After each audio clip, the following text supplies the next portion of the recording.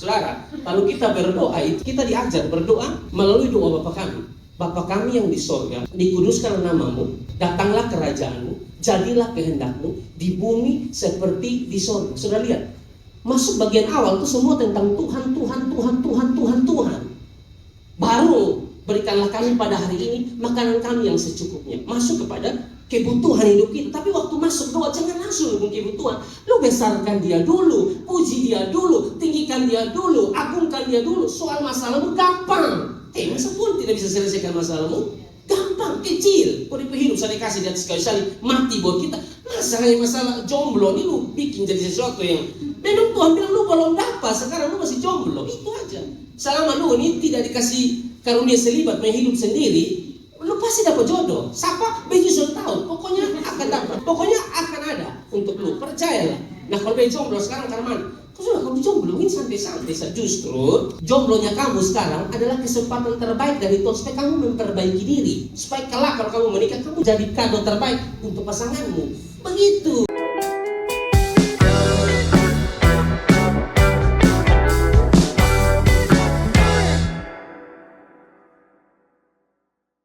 Ini kesempatan yang luar biasa, sekaligus saya juga bernostalgia ya dengan banyak hal ya di gereja ini, saudara-saudara, dan saya percaya saudara-saudara bahwa semua tidak terlepas dari campur tangan Tuhan ya. Karena kita percaya firman Tuhan berkata, misalnya Roma 8 ayat 28, kita tahu sekarang Allah turut bekerja dalam segala sesuatu untuk mendatangkan kebaikan bagi mereka yang mengasihi Dia. Saudara, saya percaya Tuhanlah yang mengizinkan saya untuk berdiri di sini lewat pengurus yang memberikan kesempatan. Tadi saya bilang bahwa di sini kami bernostalgia. Saya dan istri tadi masuk di tangga pertama. Saudara, itu kan kami ingat dulu pelayanan di sini pertama itu.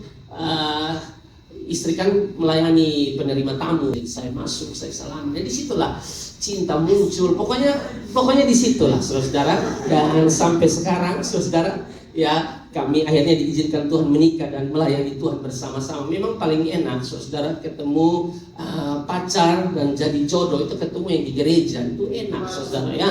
Bukan berarti saya bilang bahwa nanti ketemu pacar di gereja itu semua berjalan mulus, aman-aman, tidak ada pertengkaran karena dua-dua hafal firman, juga tidak begitu. Tapi lebih enak, saudara ya, apalagi memang dialah yang Tuhan tentukan. Kan saya tidak tahu dia yang Tuhan tentukan, dia juga tidak tahu yang Tuhan tentukan, itu saya. Kita jalan saja, saudara ya. Dan pada akhirnya Tuhan membuat segala sesuatu indah pada waktunya.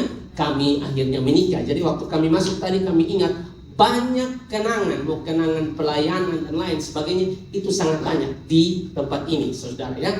Jadi nama saya Pendeta Anggi Naid ya. Saudara mau kenal saya lebih jauh, saudara bisa lihat di TikTok saya, nah itu ada. Saudara bisa lihat di YouTube juga ada. Saudara bisa lihat di Facebook juga ada. Karena saya dikasih tema yaitu Elevate in Faith ya. Ini temanya, saudara-saudara, dan berkaitan dengan Yudas pasal 1 ayat yang ke-20, saudara-saudara. Maka tema dan juga teks yang saya angkat ini ya sangat-sangat berkaitan satu dengan yang lain, saudara ya.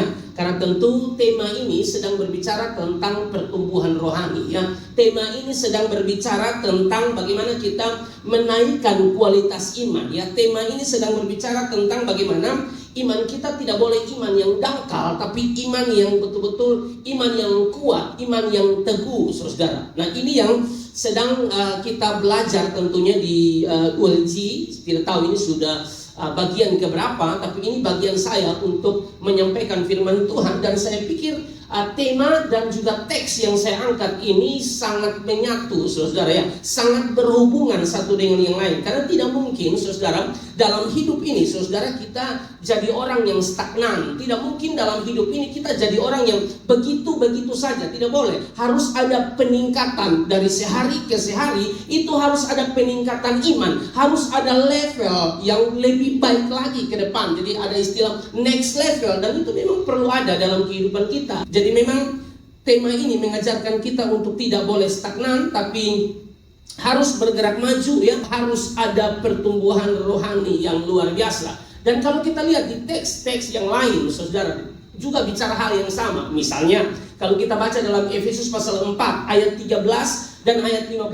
Di sini sangat eksplisit bicara tentang kedewasaan, bicara tentang tingkat pertumbuhan iman. Itu jelas Efesus pasal 4 ayat 13 dan ayat yang ke-15. Sampai kita semua telah mencapai kesatuan iman dan pengetahuan yang benar tentang anak Allah, kedewasaan penuh. Nah, sudah lihat ada kata kedewasaan penuh dan tingkat pertumbuhan yang sesuai dengan kepenuhan Kristus. Jadi harus ada yang namanya kedewasaan penuh dan tingkat pertumbuhan, saudara. Lalu ayat 14. Sehingga kita bukan lagi anak-anak yang diombang-ambingkan oleh rupa-rupa angin pengajaran, oleh permainan palsu manusia dalam kelicikan mereka yang menyesatkan. Jadi tujuan dari kedewasaan rohani, tujuan dari peningkatan atau pertumbuhan secara rohani, saudara, supaya kita tidak mudah diombang-ambingkan dengan pengajaran-pengajaran yang kita bisa lihat hari-hari ini di media sosial.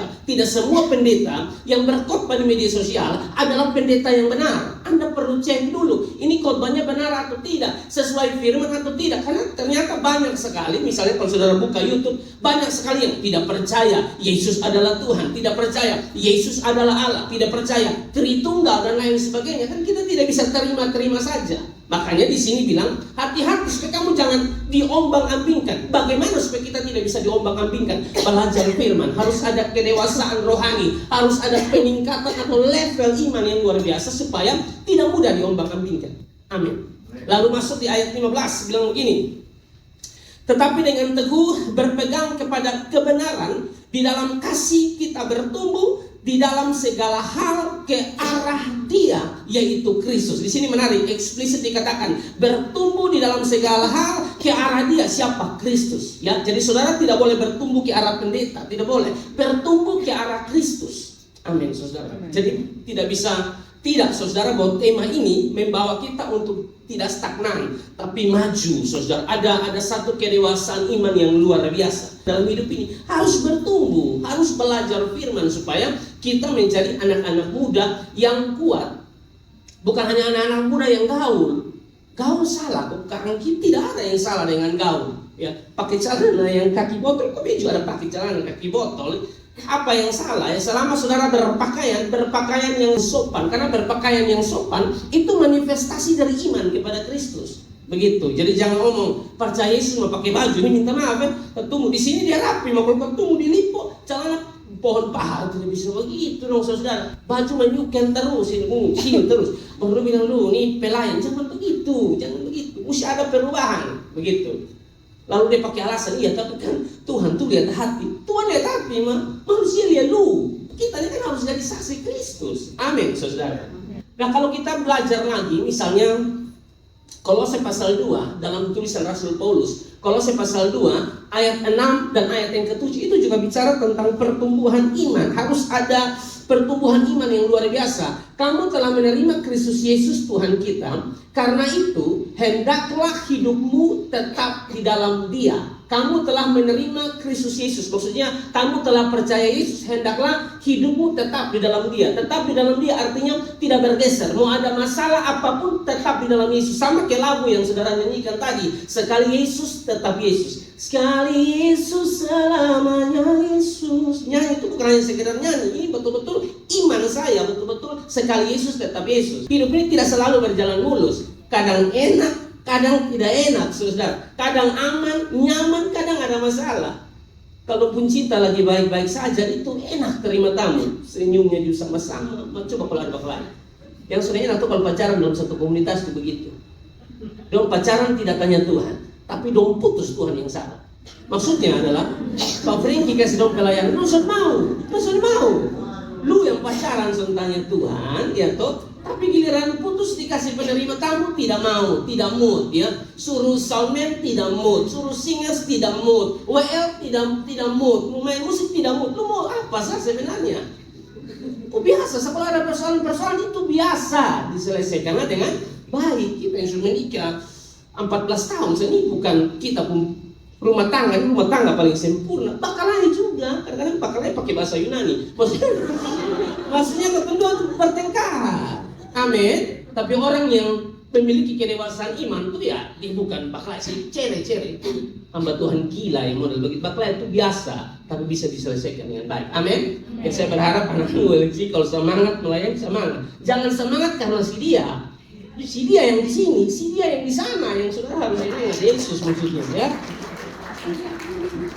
Lalu ayat yang ke-7 bilang begini, bekas masuk ke Tador ya. Hendaklah kamu berakar di dalam dia dan dibangun di atas dia. Hendaklah kamu bertambah teguh dalam iman yang telah diajarkan kepadamu dan hendaklah hatimu melimpah dengan syukur. Tadi dikatakan bahwa kalau kamu sudah percaya Yesus, hidupmu tetap di dalam dia. Tapi bagaimana supaya kita tetap kuat di dalam dia? Mesti ini saudara bertumbuh, berakar di dalam dia. Ini Paulus menggunakan metafora pertanian, lalu dan dibangun di atas dia. Paulus menggunakan metafora pembangunan. Hendaklah kamu bertambah teguh dalam iman yang telah diajarkan kepadamu. Jadi memang harus ada progres, harus ada pertumbuhan iman yang luar biasa. Kita tidak boleh begitu saja, itu tidak bisa. Harus ada perbedaan, saudara diberkati oleh Tuhan. Nah, kalau kita lihat konteks bacaan kita secara keseluruhan, yang tadi kita baca ayat 20 itu merupakan solusi dari Yudas, saudara, kepada orang-orang percaya. Yudas di sini bukan Yudas Iskariot ya,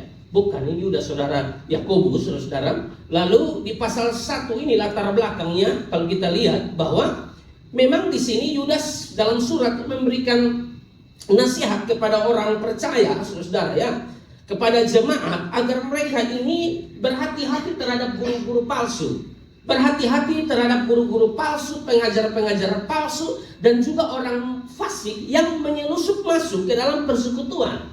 Ya, dan dalam surat ini Yudas menegur keras para penyesat dan kemudian memberi solusi agar mereka tetap kuat dalam situasi yang mereka hadapi. Saya coba tunjukkan beberapa ayat ya. Yudas pasal 1 ayat yang keempat supaya menguatkan apa yang saya sampaikan. Yudas pasal 1 ayat yang keempat. Sebab ternyata ada orang tertentu yang telah masuk menyelusup di tengah-tengah kamu, yaitu orang-orang yang telah lama ditentukan untuk dihukum. Mereka adalah orang-orang fasik yang menyalahgunakan kasih karunia Allah. Saya berharap kita jangan menyalahgunakan kasih karunia Allah ya. Hidup karena kasih karunia. Nah, kalau hidup karena kasih karunia, jangan main-main. Saudara, itu sudah pemberian luar biasa dari Tuhan. Tolong jangan pergunakan salah kasih karunia ya. Lalu untuk melampiaskan hawa nafsu mereka dan yang menyangkal satu-satunya penguasa dan Tuhan kita Yesus Kristus. Lalu kita lihat di ayat 18 dan ayat 19. Ayat 18 ayat 19, sebab mereka telah mengatakan kepada kamu, menjelang akhir zaman akan tampil pengejek-pengejek yang akan hidup menurut hawa nafsu kefasikan mereka. Ayat 19. Mereka adalah pemecah belah yang dikuasai hanya oleh keinginan-keinginan dunia ini dan yang hidup tanpa Roh Kudus. Nah ini, orang yang hidup tanpa Roh Kudus, saudara, di depo otak itu bagaimana menghancurkan orang lain. Orang yang hidup tanpa Roh Kudus, saudara, itu artinya bahwa hidupnya dipimpin oleh keinginan-keinginan daging, saudara. Jadi memang penting sekali untuk kita hidup dipimpin oleh Roh Kudus. Nah inilah orang-orang yang memang dihadapi oleh jemaat-jemaat pada waktu itu, orang-orang percaya, sehingga surat daripada Yudas itu tegas kepada mereka, menegur, hati-hati dengan orang-orang yang model begini, saudara, hati-hati, ya. Dan kita juga hati-hati, karena kita tidak tahu yang datang di WLG ini siapa. Jangan sampai yang datang di WLG ini memang bahaya, penyesat, ya, atau yang datang di WLG ini anak-anak yang memang tujuannya mau menghancurkan begitu. Tapi percayalah, orang-orang di dalam Roh Kudus ya, Tuhan jaga dengan firman yang luar biasa, dia pasti kuat, tidak akan terpengaruh ya. Jadi jangan takut. Nah, kita akan masuk pada apa yang saya bilang tadi ya, solusi yang diberikan oleh Yudas. Tapi sebelum itu, saudara, kita perlu belajar dulu di bagian awal tentang iman, saudara ya. Kita perlu belajar dulu di bagian awal tentang iman ya. Apa itu iman ya? Pengertian iman kalau berdasarkan Ibrani pasal 11 ayat 1, iman adalah dasar dari segala sesuatu yang kita harapkan dan bukti dari segala sesuatu yang tidak kita lihat. Itu iman. Iman adalah dasar dari segala sesuatu yang kita harapkan dan bukti dari segala sesuatu yang tidak kita lihat. Itu yang namanya iman. Makanya waktu Yesus menunjukkan diri kepada Thomas, saudara, lalu Yesus bilang di dalam Yohanes 20 ayat 29, kata Yesus kepadanya, Karena engkau telah melihat aku, maka engkau percaya. Berbahagialah mereka yang tidak melihat namun percaya. Saudara, itulah yang namanya iman. Kita belum tahu apa yang akan terjadi di depan sana berkaitan dengan masa depan kita, tapi kita percaya bersama dengan Yesus, Dia siapkan masa depan yang terbaik. Kenapa? Karena kita percaya firman Amsal 23 ayat 18. Di situ dikatakan bahwa karena masa depan sungguh ada dan harapanmu tidak akan hilang. Amsal 23 ayat 18 kalau tidak salah. Ya, karena masa depan sungguh ada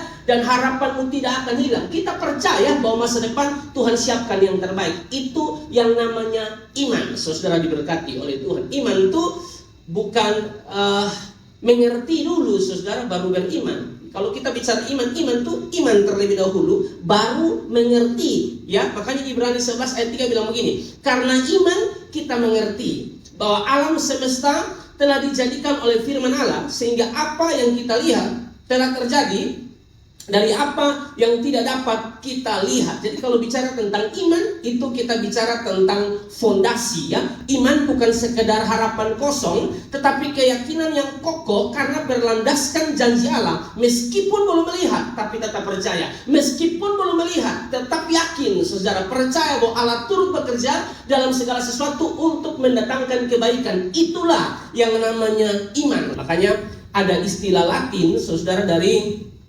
seorang bapak gereja namanya Agustinus dari Hippo. Dia bilang begini, saudara, credo ut intelligam, ya, artinya bahwa aku percaya supaya aku mengerti. Bukan mengerti dulu baru percaya. Tidak, percaya dulu baru mengerti. Kadang-kadang kita tidak mengerti, sudah percaya saja dan tetap jalan. Amin, bersama dengan Dia. Kamu tidak usah pusing, jalan saja. Kadang-kadang kita ini aneh, saudara, kita tidak kenal pilot, tapi kita naik pesawat yakin sampai tujuan. Iya kan, saudara, kan tidak tahu itu pilot ke mana. Pokoknya naik saja jalan. Saudara juga tidak percaya itu sopir Maxim itu model Karmana. Pokoknya naik saja dan yakin sampai tujuan.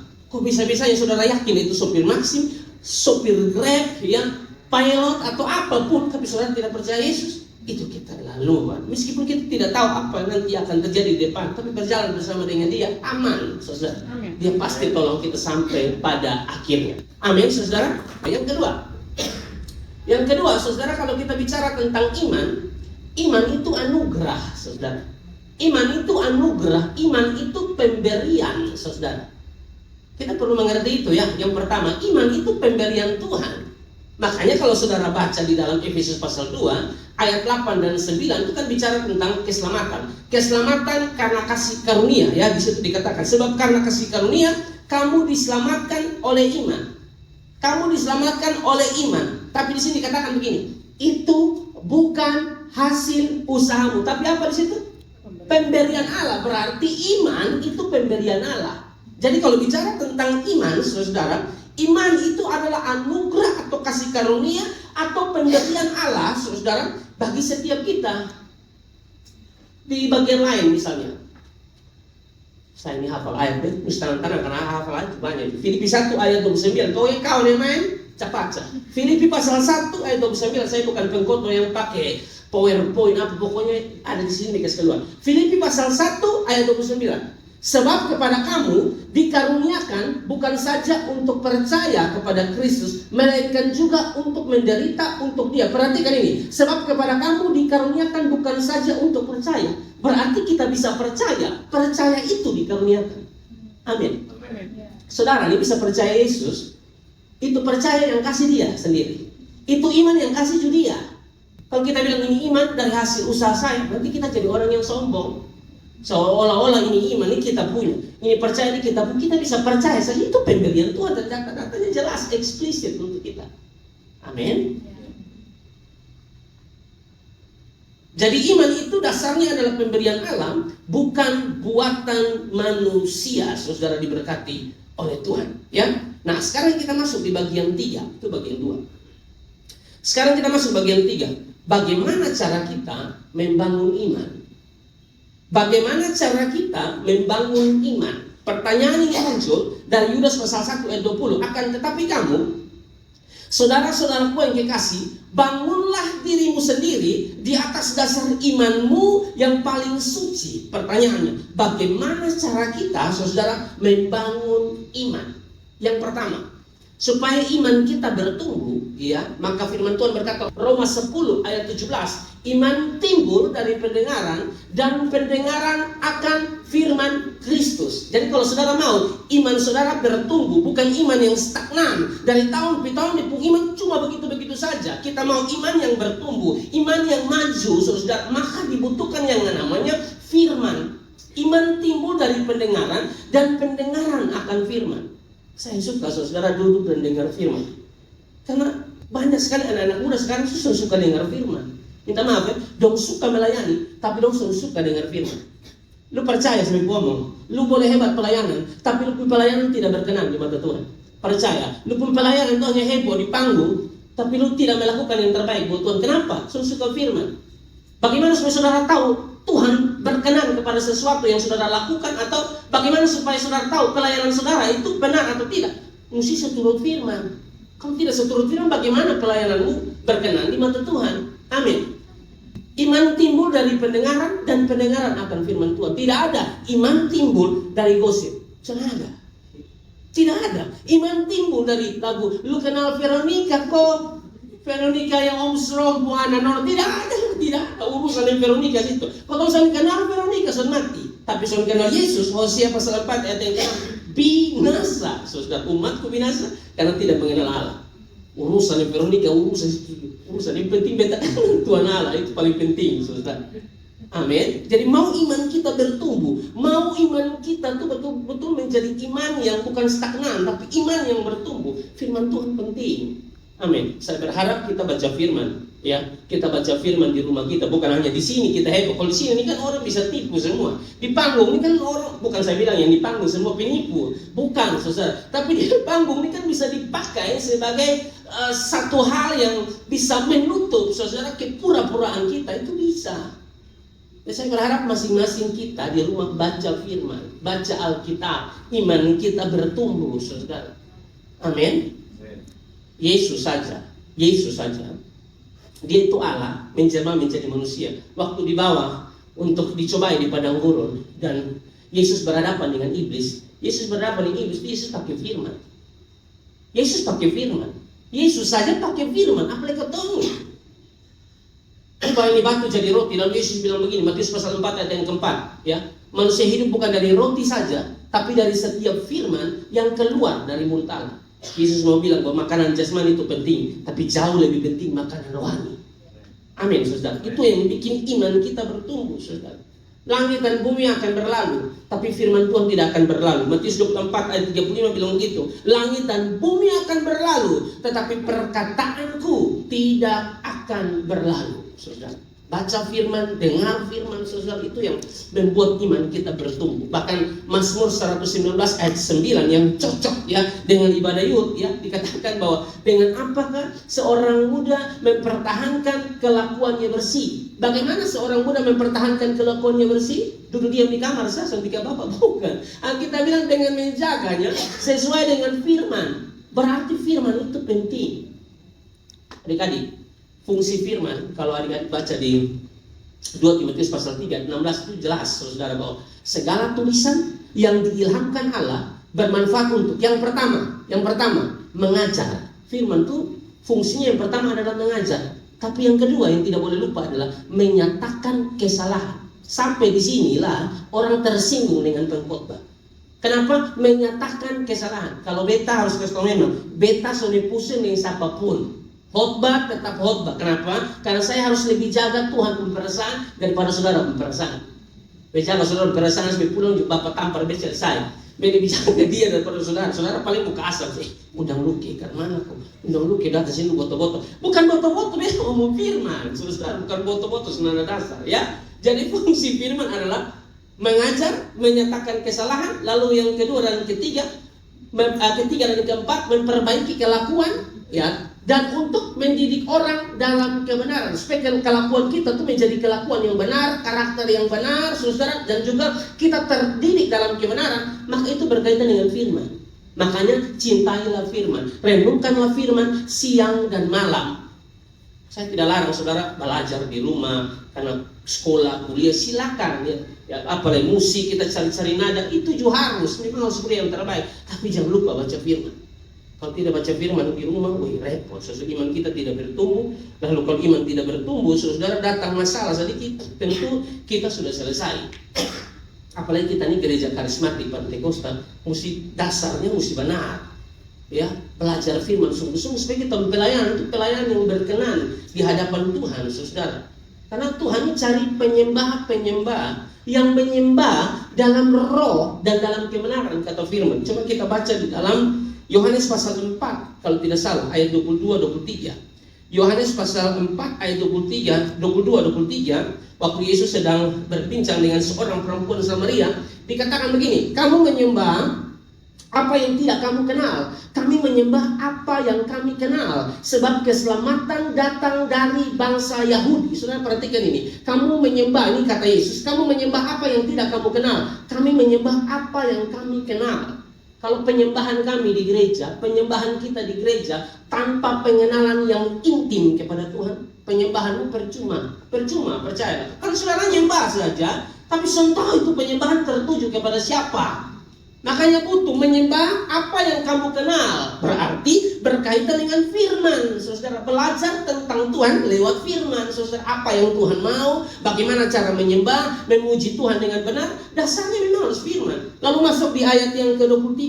23 bilang begini, tetapi saatnya akan datang dan sudah tiba sekarang bahwa penyembah-penyembah benar akan menyembah Bapa dalam roh dan kebenaran, sebab Bapa menghendaki penyembah-penyembah demikian. Dia bukan cari penyembahan terlebih dahulu, dia cari penyembah-penyembah. Penyembah itu bicara kita, orangnya. Kita penyembah. Penyembah tidak ada urusan dengan suara mau gagah atau tidak, mau kiri atau mau kanan, soalnya ada urusan dengan itu. Penyembah tetaplah seorang penyembah, saudara. Tidak ada urusan dengan suara, meskipun kalau pelayanan di depan itu harus dilihat. Kan masing-masing punya talenta masing-masing. Yang bisa bernyanyi memang yang harus ada di atas sini, di panggung, di depan. Bukan yang terima tamu, dia bisa menyanyi sama sekali. Dia baru tarik nafas, itu false. Apalagi menyanyi, nah, itu sebenarnya tidak bisa paksa dia jadi senior. Tidak bisa, karena dilihat baik-baik, senyumnya bagus. Oh, kalau senyum bagus, terima tamu dong. Begitu kan?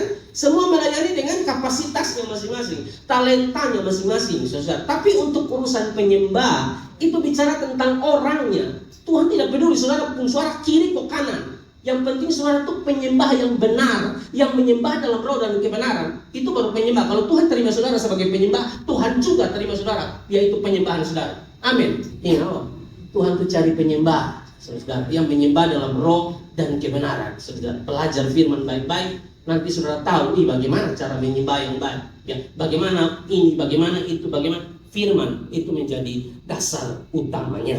Yang berikut, saudara, yang kedua berkaitan dengan bagaimana cara kita membangun iman.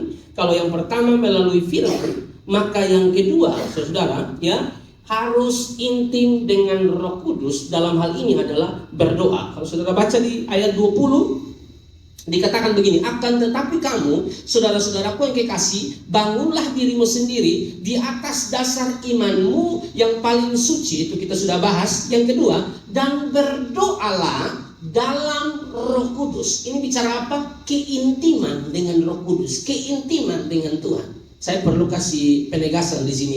Berdoa dalam Roh Kudus itu bukan berdoa dengan bahasa roh. Ya, karena ada orang-orang yang tidak belajar baik-baik lalu bilang berdoa dalam Roh Kudus itu berdoa dalam bahasa roh. Bukan. Berdoa dalam Roh Kudus artinya berdoa yang dipimpin oleh Roh Kudus. Begitu. Jadi memang kita perlu intim dengan Tuhan. Tidak hanya sekedar belajar firman. Kita tidak boleh pincang ya. Belajar firman itu penting, saudara. Baca firman itu penting. Dengar firman itu penting buat iman kita bertumbuh. Tapi tidak boleh lupa juga yang namanya berdoa atau keintiman dengan Tuhan, saudara. Itu penting. Waktu kita berdoa, kita sedang bicara dengan Tuhan. Waktu kita dengar firman, Tuhan sedang bicara dengan kita. Waktu kita berdoa, kita bicara dengan Tuhan. Dengar firman, Tuhan bicara dengan kita. Ini dua hal tidak boleh hilang dalam hidup kita. Ini yang membuat iman kita tuh bertumbuh. Kalau tidak bisa. Dan tidak boleh pincang. Hanya berdoa saja, hanya kuat berdoa saja. Tapi sudah pernah baca Alkitab?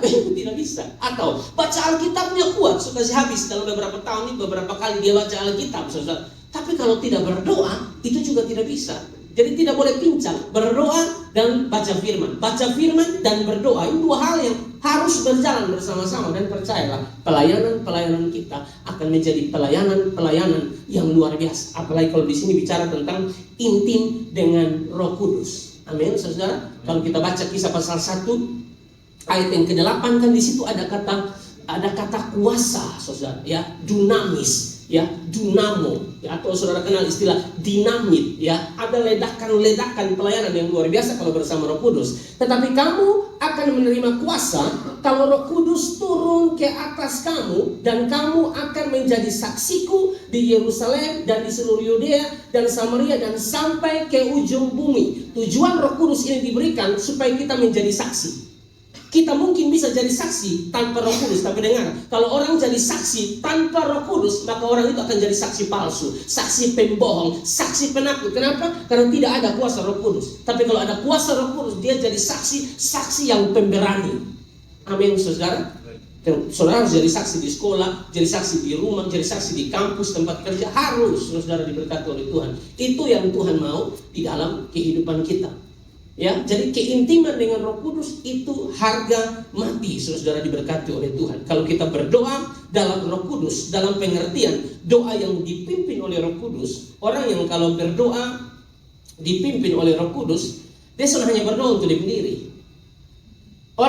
Orang yang biasa berdoa tidak dipimpin Roh Kudus, dia berdoa hanya untuk diri sendiri. Dia belum ada nyoh, dia belum ada nona, yang lain suruh jalan berdoa, dia main sendiri terus. Tuhan ikut sandal saya ada kiri kanan, beta sendiri, sapato ada kiri kanan. Akhirnya dia ini tersinggung. Dia lihat sandal berdua juga dia tersinggung, sapato berdua juga dia tersinggung. Dia lihat kawan saudara nono dia tersinggung, semua serba tersinggung, saudara.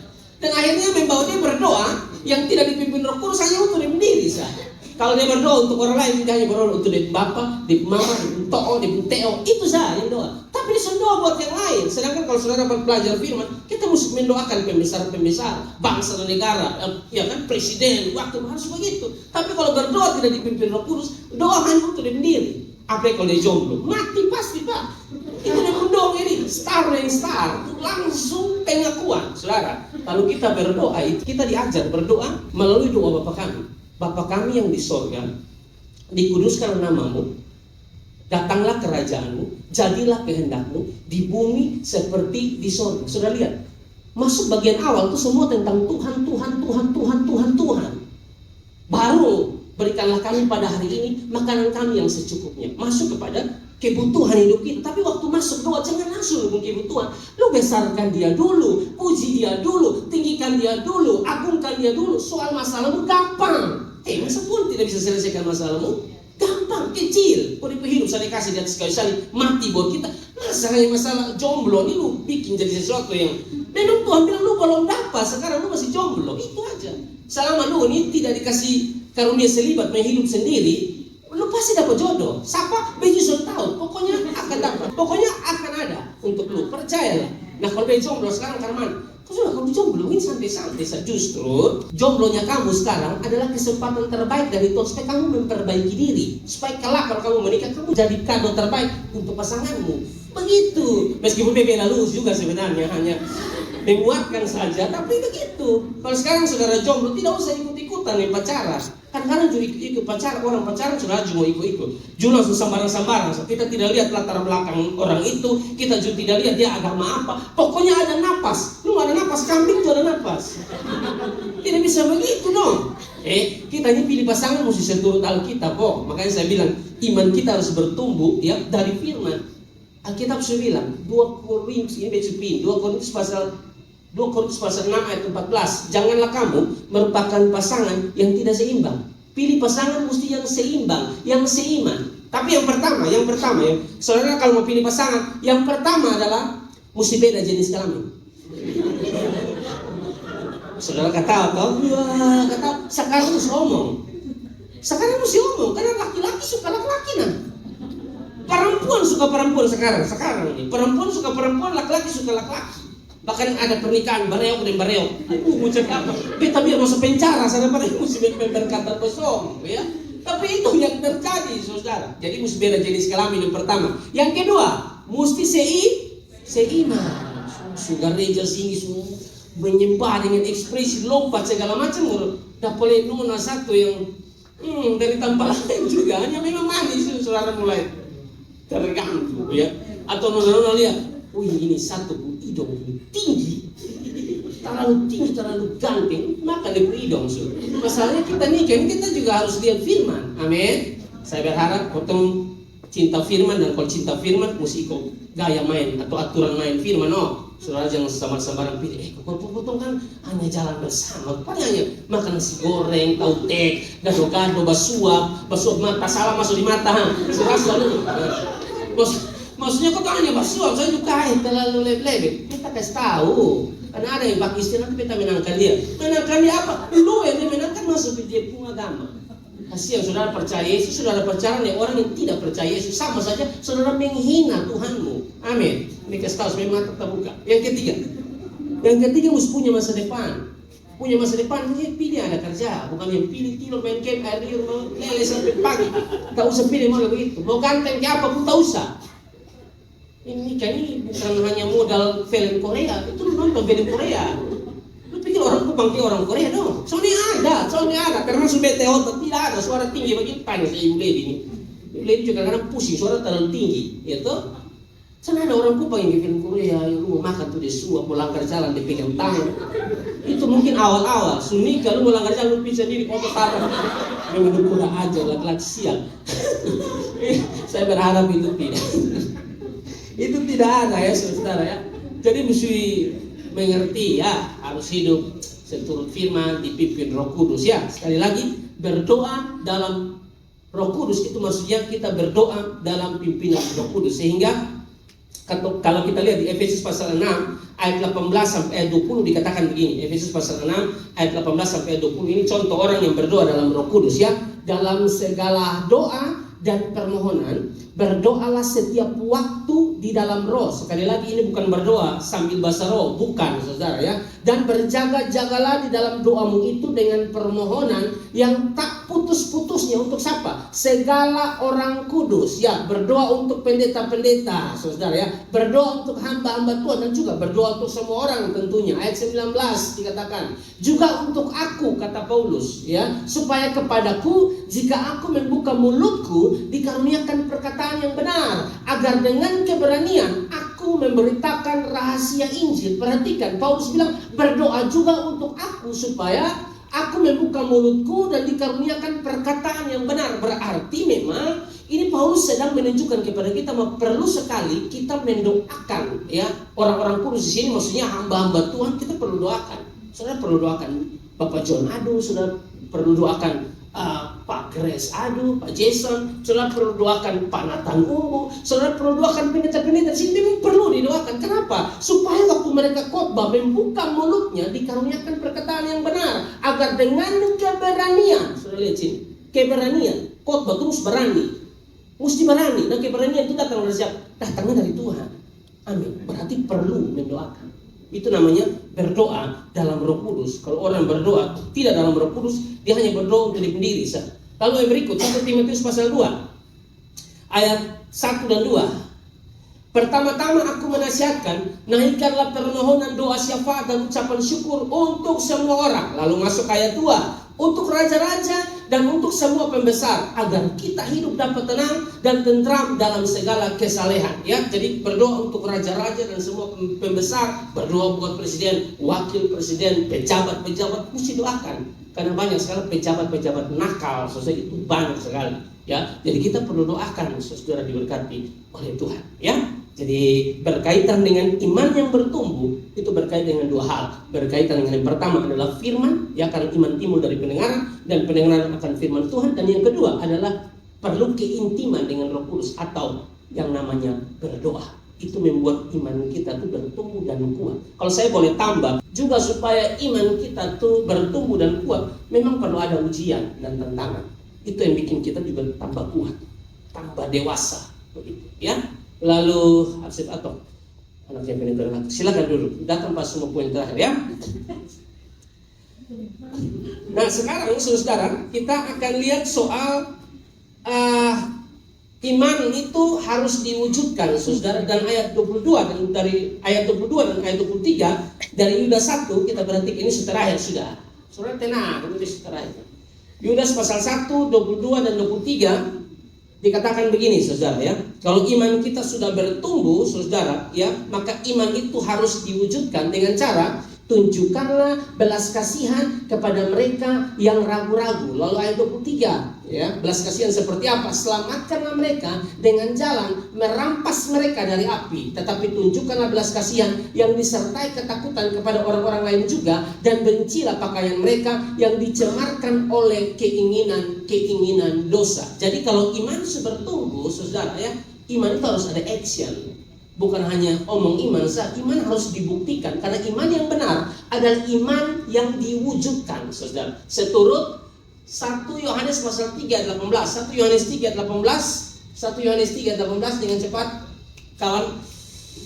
Ya, anak-anakku, marilah kita mengasihi bukan dengan perkataan. Jadi kalau kasih hanya habis hidup mulus, hanya omong, saya tidak ditunjukkan oleh tindakan nyata, itu kasih hanya teori. Saudara baca, kasih yang benar adalah ini. Anak-anakku, marilah kita mengasihi bukan dengan perkataan atau dengan lidah, tetapi dengan perbuatan. Saudara lihat, berarti kasih yang sesungguhnya adalah kasih yang nyata, yang ditunjukkan lewat perbuatan. Amin, saudara. Kawan pulang ibadah, kawan motor bensin habis di bawah, dia butuh pertalite 1 liter. Saudara ada duit 11.000. Kasih itu contoh iman yang nyata, yang dibuktikan. Begitu, bukan saudara bilang yang kuat tolak. Kasih dulu. Lu suruh ibadah sama-sama, julus mengerti iman itu karena iman tidak sekadar di mulut, diwujudkan, dinyatakan. Tolak motor setengah mati. Saudara juga bilang yang kuat dorong motor bayangkan dia berumah di Namusai. Bayangkan sampai di kota itu harus mati karena dorong motor. Kasih tahu uang 11.000 ke dia, kok diisi. Nanti kalau minggu depan datang diganti. Itu namanya iman yang nyata, yang diwujudkan, saudara. Bukan hanya sekedar di mulut. Amin, saudara. Kawan nih, dia dari Sumba atau dari Rote atau dari mana begitu ya. Dia kuliah di Kupang, saudara. Di kos-kosan dia baras tinggal 1 kilo. Ya toh, lu tiap malam datang terus minta makan terus. Harusnya lu dibawa makan kasih dia. Dia baras tinggal 1 kilo, saudara. Beras habis itu terakhir lu dia makan besok ada. Tapi lu bisa-bisa lu yang ada beras di rumah dan lu jual ada uang. Dia bilang begini, yang kuat ya bro. Yang kuat apa? Enak lu buktikan mana bentuk nyata dari iman itu. Iman kan harus diwujudkan. Amin, saudara. Kasih kalau doi beli beras 1 kilo. Berapa sekarang? 17.000 kok? 18.000, 20. Beli. Dia hanya modal bilang berdoa saja. Dia bukan tidak tahu berdoa, dia tahu berdoa. Dia tahu berdoa, dia sudah jadi orang yang sudah mengerti tentang doa. Dia pasti ada berdoa juga. Tapi kan dia berdoa pasti Tuhan tolong begitu bekerja lewat orang-orang yang nanti tolong dia. Lalu Tuhan si bawa. Saya bilang lupa hati memikirkan sedikit kok. Tolong bantu dia begitu. Tapi ada orang-orang yang model begitu ya, tidak boleh ya. Jadi kalau mau omong iman harus diwujudkan lewat perbuatan. Tapi saudara tidak boleh buang yang ini. Tadi kan saya baca sampai dengan perbuatan toh, saudara tidak boleh buang ini nih. Dan dalam kebenaran. Banyak orang, saudara, bantu orang tapi tidak dalam kebenaran. Bantu orang yang tidak dalam kebenaran itu yang seperti apa? Atau iman yang diwujudkan lewat perbuatan tapi tidak dalam kebenaran itu seperti apa? Kawan minta, aduh itu kok tambah kau tolong minum. Lukas, dia bukan bodoh kan itu tidak dalam kebenaran. Betul ini. Orang minta beli beras, lu kasih. Gila, lu minta minum aku, lu kasih dia uang. Itu saudara kasih uang di dia, itu bentuk nyata dari iman, tapi tidak dalam kebenaran. Amin ya, saudara. Dan saudara kasih doa sembarang, aduh sedikit kok. Kita perlu uang. Saudara kasih dia main judi. Kan kasihan, saudara cari uang setengah mati kasih orang uang yang dia pakai itu untuk main judi. Ya janganlah. Bantu orang harus, tapi ingat dalam kebenaran. Amin. Tapi ini bukan rekomendasi anak-anak muda ke pemalas. Tunggu saat ada saat makanya orang begitu besok kasih rekomendasi begitu. Dalam hidup ini kan kita saling memerlukan satu dengan yang lain. Ada yang susah kita bantu. Bisa jadi besok-besok kita susah, orang lain yang bantu kita. Kira-kira begitu. Tapi juga bukan berarti kita bantu orang dengan motivasi orang akan bantu kita besok-besok. Juga bukan begitu. Karena banyak orang yang kita bantu terus sampai ketol. Itu ada juga. Tapi kan kita tidak cari pujian orang. Yang penting kita sudah bantu orang. Toh nanti Tuhan catat semua. Amin, saudara. Jadi saya berharap khotbah yang sederhana ini memberkati kita. Iman yang bertumbuh tentu sangat berkaitan dengan keintiman kita dengan Tuhan. Dan yang kedua juga adalah belajar firman Tuhan. Karena iman timbul dari pendengaran, dan pendengaran akan firman Tuhan. Kiranya khotbah sederhana ini memberkati kita, menguatkan kita, saudara, untuk kita menjadi anak-anak muda yang semakin hari semakin bertumbuh dalam iman. Dan segala kemuliaan, hormat, pujian hanya bagi Tuhan. Kasih tepuk tangan yang meriah buat Tuhan.